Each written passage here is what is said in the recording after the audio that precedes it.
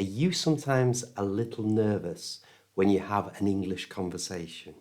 Maybe even a little embarrassed?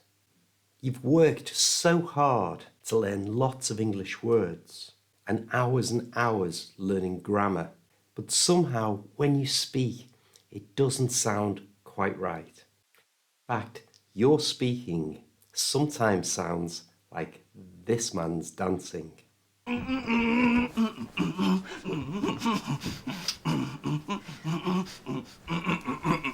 Now he has all the moves, but it doesn't feel right. And the reason is really simple. He doesn't have the right rhythm, he doesn't have the right timing, and he doesn't have the right beat. And you need all of those things, not only for dancing, but for speaking. So today you're going to learn the rhythm of English with a new, fun and effective method.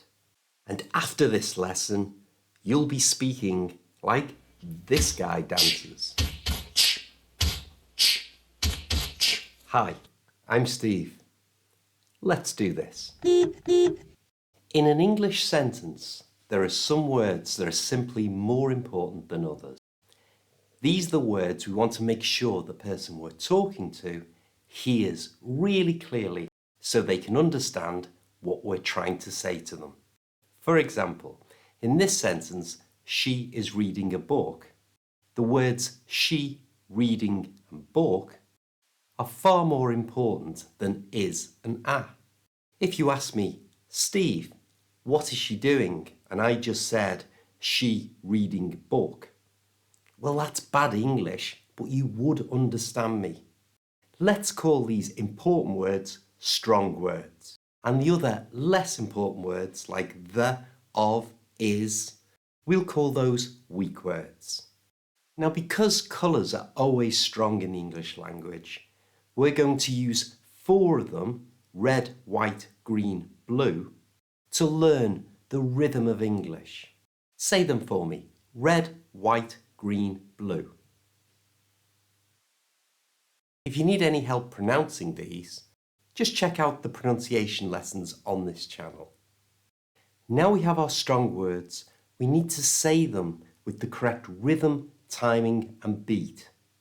And the rule is that we say strong words evenly spaced throughout a sentence. The gap between them all is almost always the same. If we slow down, the gaps become bigger, and if we speed up, the gaps become smaller. But the distance between those strong words, they remain the same. Now we're going to practice with a great exercise that will make you sound more natural. And first we need a beat. Okay, Steve, no problem. I've got you covered. Okay, now I'm going to say our strong words, our colours, at exactly the same time as the beat. Not before and not after. Right on the beat. I'll do it twice, you do it 3 times. You might find it helps to tap your foot. Okay. Red, white, green, blue. Red, white, green, blue.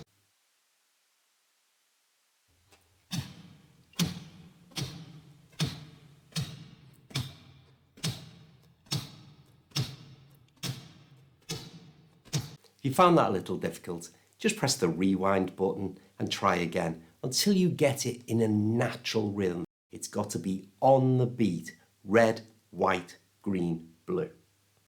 Now the weak words in an English sentence, they go in between the strong words, and we change them to make them easier to fit into those gaps. And the main way we do this is by changing the vowel sounds in those weak words into schwa sounds. Now vowel sounds are the sounds that any of these letters make. A, E, I, O, U. And the schwa sound is that little sound that's really common in English. There's a whole lesson on this channel that you can check out after. But basically, to make the schwa sound, just open your mouth slightly, keep your tongue flat, and from here make this little noise. And that's what's used to take the place of vowel sounds in weak words. So back to our exercise, and the first weak word we're going to use is a. But because it's a weak word and we have to fit it into the gaps, we're going to change it to the schwa sound, so a becomes a. Can you hear the difference? You try. Okay, let's start our beat. And remember, the strong words are on the beat, the weak words go in the gaps in between. I'll do it twice, you do it 3 times. A red, a white, a green, a blue. A red, a white, a green, a blue. Now it's your turn. Remember to change the a to the schwa a.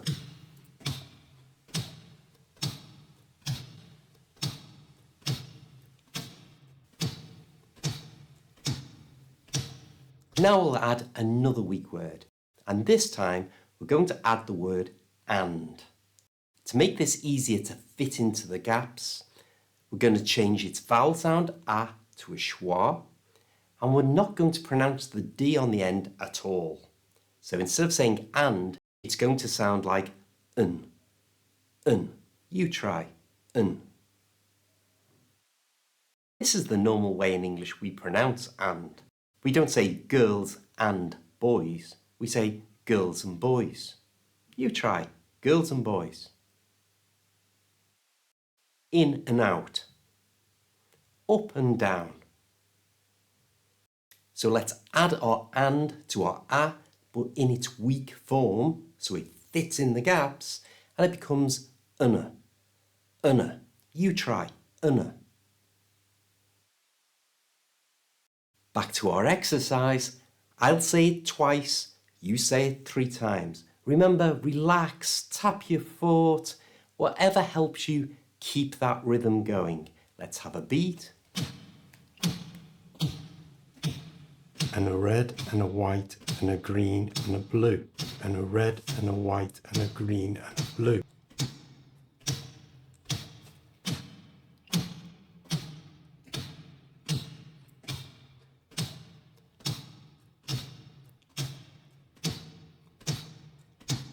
Okay, it's starting to get more difficult now, I understand that.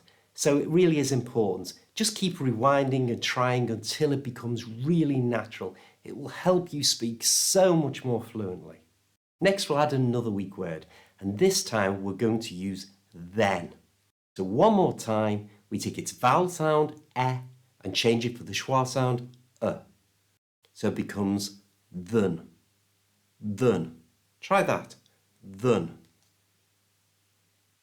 We'll put this weak word in between the and the a. So altogether in its weak form it sounds like this. Ndana. You try. Ndana. Okay, back to our exercise. I'll go first. I'll say it twice. Strong words on the beat, the weak words, all 3 of them, in the gaps in between. And then a red and then a white and then a green and then a blue. And then a red and then a white and then a green and then a blue.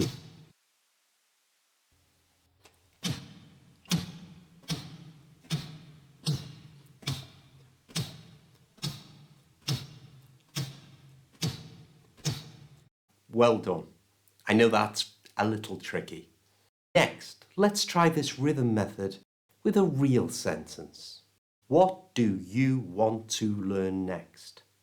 So here, our important words, our strong words are what, want, learn next. So they're the words that we're going to say on the beat. Let's just do that. Let's have our beat. What, want, learn next. What, want, learn next.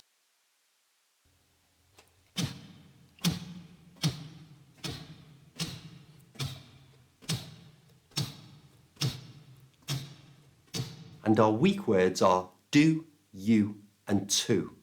So let's change out the vowel sounds in those to the schwa sounds. So do becomes d, u becomes y, and to becomes t. And that way they'll be easier to fit in the gaps.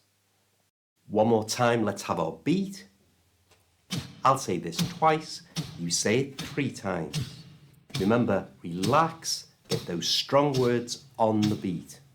What do you want to learn next? What do you want to learn next?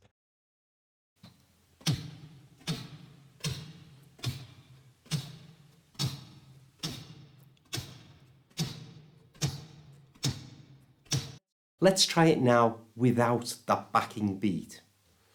Still keep those strong words an equal distance apart, and the weak words squashed in between them.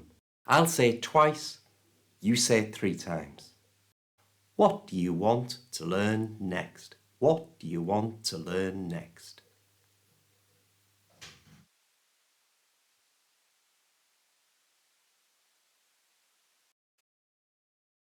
Fantastic, you sound British.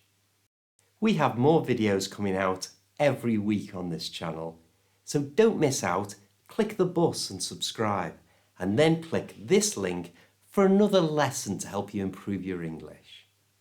I'll see you next time.